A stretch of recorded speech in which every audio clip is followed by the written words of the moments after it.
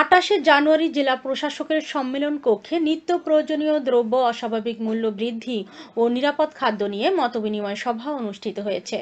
আয়োজনে জেলা প্রশাসন, টাঙ্গাইল ও consumers association of Bangladesh Tangail.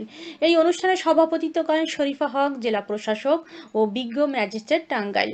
বিশেষ বক্তব্য রাখেন বিজ্ঞ জেলা ম্যাজিস্ট্রেট মাহবুব হাসান। প্রয়োজনীয় ও ভোক্তা অধিকার বিরোধী কাজ ও অপরাধ নিয়ে তিনি বলেন, নির্ধারিত মূল্যে অধিক মূল্যে কোনো পণ্য বিক্রয় বা বিক্রয়ের প্রস্তাব করা এবং আইনের উদ্দেশ্যে এই আইনটি বাস্তবায়নের দায়িত্ব পালন করা।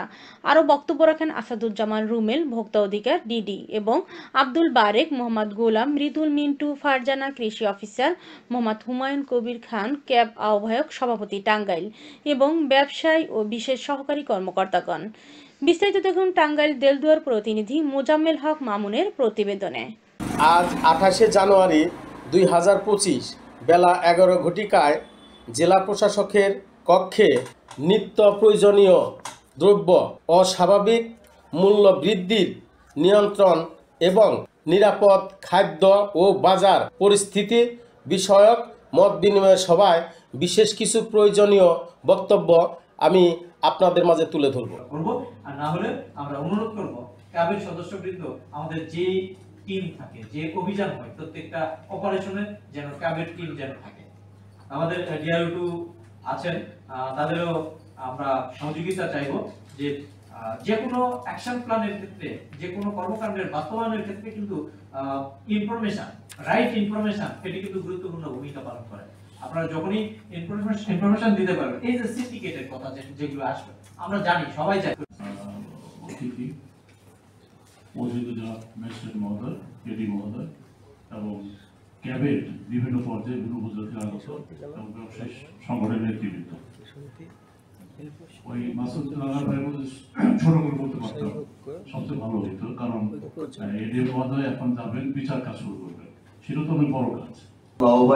তাৎক্ষণিকভাবে আমাদের পৌরসভার ভিতরে 16টা বাজার সমিতি আছে, তাদের সভাপতি সম্পাদকদের নিয়ে বসে আমরা ফোর্স করেছি, আমরা চাপ দিয়েছি বাজার ব্যবসায়ীদেরকে। মোটা দাগে ক্ষুদ্র ক্ষুদ্র শৃঙ্খলা ভঙ্গের পরমাপরমই দুর্ঘটনা। আমাদের এই যে বাজার ব্যবস্থাপনা বহুমুখী শৃঙ্খলার অভাব আছে, শৃঙ্খলা ভঙ্গের প্রতিনিয়ত শৃঙ্খলা ভঙ্গ হতে যাচ্ছে।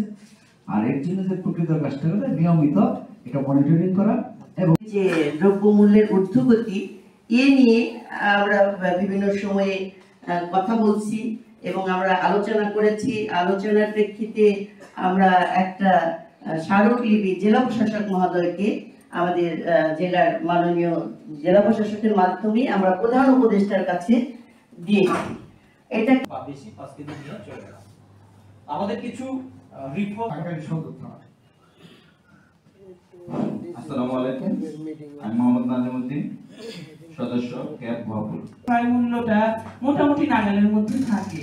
কিছুদিন আগে আলু এবং পেঁয়াজের দাম খুবই বেশি ছিল। আসলে এইগুলা হচ্ছে কি শুধু আপনার এলাকায় অন্যায় অত্যাচার ঘটে যাওয়ার ঘটনা আমাদেরকে জানান, আমি দেশ ও দেশের মানুষের কাছে তুলে ধরব। আমি মোজাম্মেল হক মামুন, দেলদুয়ার প্রতিনিধি, রূপসী বাংলা টিভি, টাঙ্গাইল।